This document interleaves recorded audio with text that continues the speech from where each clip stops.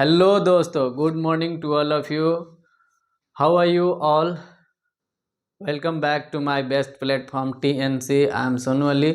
Now I am going to teach you प्यारा सा topic, physiology. Physiology के बारे में समझते हैं कि फिजियोलॉजी क्या होता है. सबसे पहले मोटा मोटी अगर इसके बारे में बात समझा दें तो फिजियोलॉजी होता है अगर हम किसी भी ऑर्गन जैसे कि हार्ट हो गया, लीवर हो गया, किडनी हो गया, लंग्स हो गया, किसी भी ऑर्गन के अगर फंक्शंस के बारे में बात करते हैं कि वैसे कैसे काम करता है. लंग्स का काम है ब्रीथ करना, वो कैसे ब्रीथ करता है ये सब फिजियोलॉजी में आता है. हार्ट का काम है ब्लड को पंप करना, ये कैसे ब्लड को पंप करता है, ये सारी अगर फंक्शन के बारे में हम लोग जानते हैं तो ये सब के सब फिजियोलॉजी में पढ़ा जाता है. ठीक. और एनाटॉमी को हम लोग जस्ट पहले कवर किए थे कि एनाटॉमी में क्या होता है. एनाटॉमी में हम लोग स्ट्रक्चर के बारे में देखते हैं. अगर स्ट्रक्चर की स्टडी करते हैं, साइंटिफिक स्टडी करते हैं तो वो सारी चीज़ें एनाटॉमी में पढ़ी जाती है और फिजियोलॉजी में फंक्शन के बारे में पढ़ा जाता है.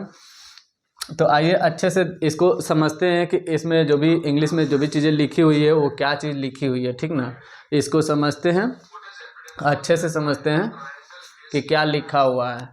तो physiology is the study of functions of various part of the normal body.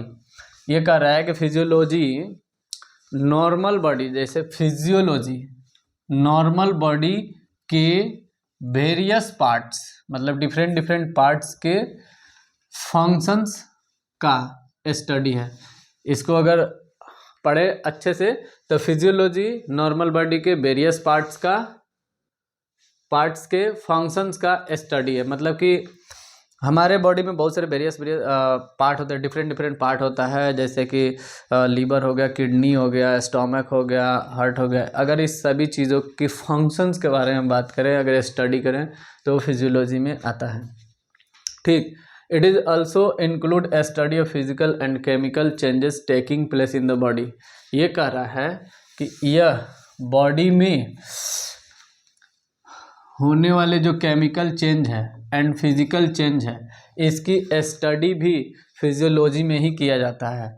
मतलब अगर हमारे बॉडी में किसी भी तरह का केमिकल चेंजेज हो रहा है, अगर फिजिकल चेंजेज हो रहा है, अगर उसकी स्टडी करते हैं तो भी फिजियोलॉजी के अंदर ही आता है. जैसे कि आपको बता दें केमिकल चेंजेज मतलब क्या, आप क्या समझ रहे हैं केमिकल चेंज. जैसे हमारा शरीर बहुत सारे केमिकल्स रिएक्शंस होता है और बहुत सारे केमिकल रिएक्शंस होने के बाद बहुत सारा ऑर्गन काम करता है. जैसे कि मान लीजिए एंजाइम का बनना, एंजाइम का नॉर्मल लेवल से ज़्यादा हो जाना, कम हो जाना, ये सब फिजिकल केमिकल चेंजेस में आता है. जैसे कि हार्मोनल इम्बैलेंस हो जाना, हार्मोन के अगर इम्बैलेंस के कारण बहुत सारी डिजीज़ क्रिएट्स हो सकती है. तो ये सब केमिकल चेंजेस में आता है.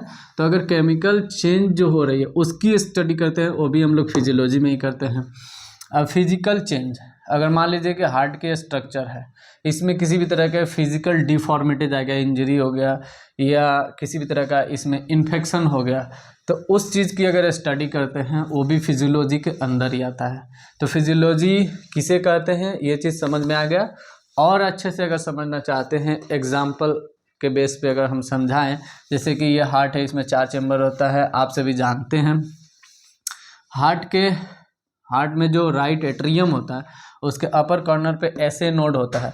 ऐसे नोड क्या होता है, इसके पास एबिलिटी होती है कि ये एक्शन पोटेंशियल खुद से जनरेट कर सकता है. इसको किसी भी एक्सटर्नल स्टिमुलाई की ज़रूरत नहीं होती है, ये ऑटो एक्साइटेबल होता है. यहाँ से ये एक्शन पोटेंशियल जनरेट करता है. ये समझिए एक्शन पोटेंशियल एक तरह का करेंट है.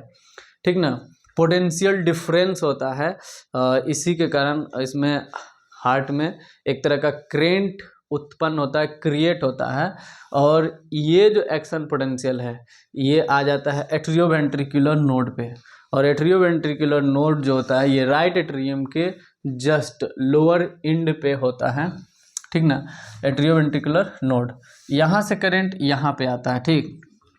और यहाँ से करंट ये परकिंजे फाइबर के थ्रू पूरे हार्ट के जो मसल्स होती है, जो वेंट्रिकुलर जो मसल्स होता है, ये जो वेंट्रिकल होता है, right ventricle, left ventricle, right ventricle, इसके मसल्स में ये एक्शन पोटेंशियल जाता है. और इसके कारण इस हार्ट के जो मसल्स है, जो वेंट्रिकुलर मसल्स है, ये कंट्रैक्ट करता है और इसमें जो भी ब्लड्स हैं ये पंप हो जाते हैं, जहाँ इनको जाना होता है वहाँ चले जाते हैं.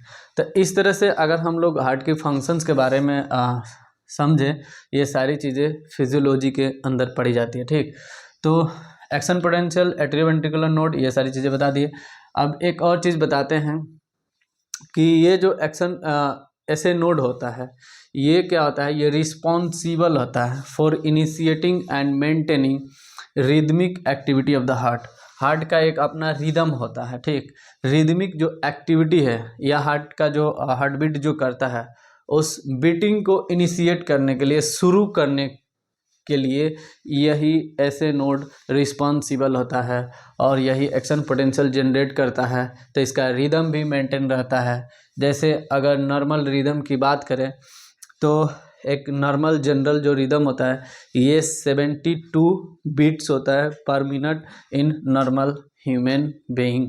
ठीक, जैसे कि ये खुद जो है एक्शन पोटेंशियल जनरेट करता है, ऐसे नोड जो एक्शन पोटेंशियल जनरेट करता है, ये 70 to 75 पर मिनट एक्शन पोटेंशियल जनरेट करता है। लेकिन हम लोग अगर नॉर्मल बीट की बात करें किसी नॉर्मल ह्यूमन में, तो वो एक जनरल 72 बीट्स पर मिनट होता है। ठीक ना, तो यही सब चीज़ है। अगर हम हार्ट के फंक्शन या किसी भी अदर ऑर्गन का फंक्शन पढ़ते हैं, लीवर का फंक्शन पढ़ते हैं, किडनी का फंक्शन पढ़ते हैं, वो सारी चीज़ें जो होती है उसकी जो स्टडी होती है वो फिजियोलॉजी में आती है। तो उम्मीद करते हैं आप लोग अच्छे से समझ गए होंगे। ये कोई बहुत बड़ा टॉपिक नहीं है, एक छोटू सा प्यारा सा टॉपिक है। Thank you, that's all.